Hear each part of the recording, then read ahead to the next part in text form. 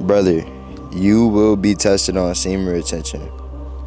You will be tested in so many different ways, I swear to you. You know, the devil is going to do anything he can to get you to revert back into these old habits that you fought so hard to get out of.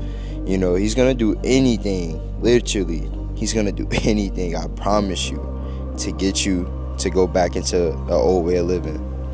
It's happened to me, and that's why I'm telling you guys right now. The longer you go on this streak, the longer you go, the more things he's gonna throw at you, the more temptations, the more women, the more smoking, weed, nicotine, whatever, drinks, going out, just the more temptations he's just gonna throw at you. And he gonna throw them fast. It's no curveballs. It's straight to the point. He's gonna throw them at you. But you have to keep your faith in Christ, man. You have to pray. You have to stay in your word while you're on this journey, and just even in general. But it's most important when you're on this journey, because not being in your word, not following Christ, not being in the presence of God only leaves room for the devil to come in and try to, get you to revert back into those old ways. Like I said, I've been attacked so many different times, on this journey, and it's been tough at times. Like, it's honestly the reason why I haven't been uploading for these past 2 weeks, because I've been just constantly getting attacked with so many different things while I've been on this journey. And this even gave me thoughts. It's like, man, why not just, kind of go back into the old way of living? Why not hit this girl up? Why not, let one off right here? Why not go back into eating the cookies and the snacks and stuff like that? Why not? Just do it. Those are all the thoughts that I was getting, and it was intense at times. It was very, very intense. But all I could do is just surrender myself to Christ, man. I got on my knees literally yesterday, and I just surrendered, man. I almost burst into tears because I was just so fed up with feeling like how I was feeling. But I knew what it was already. It was an attack from the enemy. It was an attack from all these different worldly things. He's throwing all these temptations at me. And I don't know, man. It had me in a ramble for so long. I haven't posted on none of my social media platforms for real, and I'm being completely transparent with you guys, because you guys are my family. Like, you guys are my family. People who watch me and look at me for advice. You guys, like, I want to be fully transparent with you guys. I can't lie at all. I can't, put on a facade, because I go through things too. I go through things on the mental level too. I go through spiritual shit as well. Things happen. So, on this journey, like I said, you will be tested, man. But you have to fight your way out of those temptations, man. You have to fight your way out of those temptations. When the devil knows you're on this journey, when the enemy knows you are on this journey and you're destined for greatness, when you have that light shining on you, he's going to try to do everything possible to get you to go back, man. But you have to stay strong. You work too hard for this, man. You work too hard for this, man. You have to cut on that mental power a little harder, that mental toughness a little harder when you're on semen retention, just in general. Because if you're mentally weak, man, you will fold. If you're mentally weak, you will fold. You will go back into an old way of living. I promise you, I've been there before. I've relapsed so many different times. Because I was mentally weak. I was seeking pleasure. The devil got me. He put it in front of my face. He put the pretty girl in front of my face, and I went back into my old ways. I relapsed. So I'm telling you guys, you have to be mentally strong, man. You have to build that mental resilience. And that's why you need to establish good habits while you're on this journey too. You need to be hitting the gym hard. Those weights need to be hit hard. I'm sorry, they have to.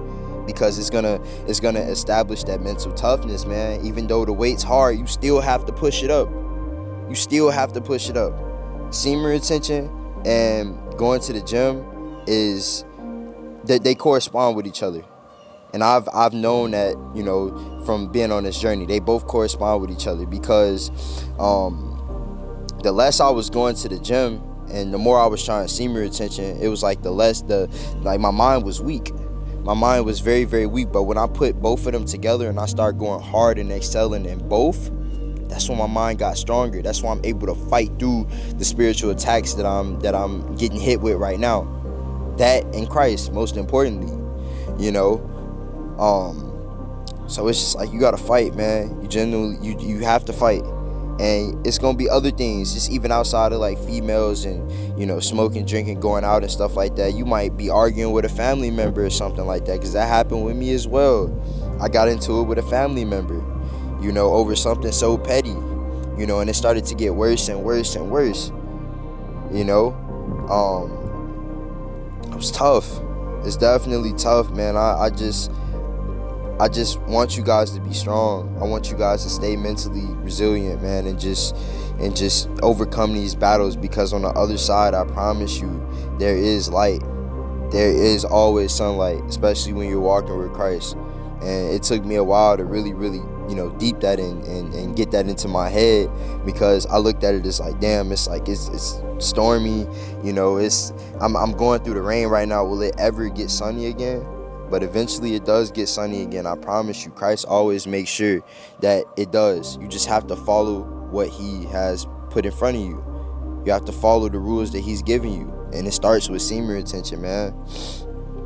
All men need to practice semen retention. All men need to practice semen retention. Because, man, we getting hit with too many worldly temptations. They are trying to drain the living force out of all men. They don't want us to reach our full purpose. That's why it's so many different people, you know, who try to, you know, come against semen retention, like, oh yeah, this shit don't work, you know. And it's like, bro, it don't work because you're looking for the worldly benefits. You're looking for female attraction. You're looking for the glow up and stuff like that. That, don't get me wrong, that's good, but it's like, bro, it's more about getting close to Christ, man. It's more about living a more godly life. It's more about establishing better habits for yourself. It's more about establishing a better routine for yourself. It's not always about women and money and cars and clothes and stuff like that. That's where a lot of people get it fucked up at.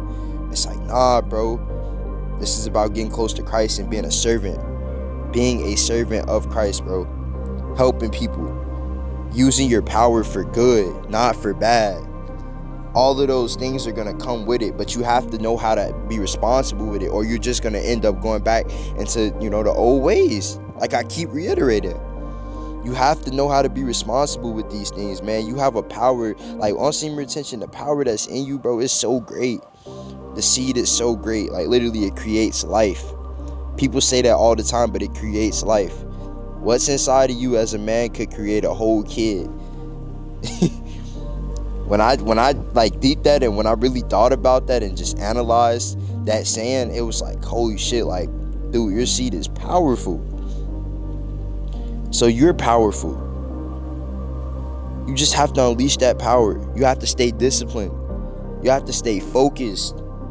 No matter what's being thrown at you, man.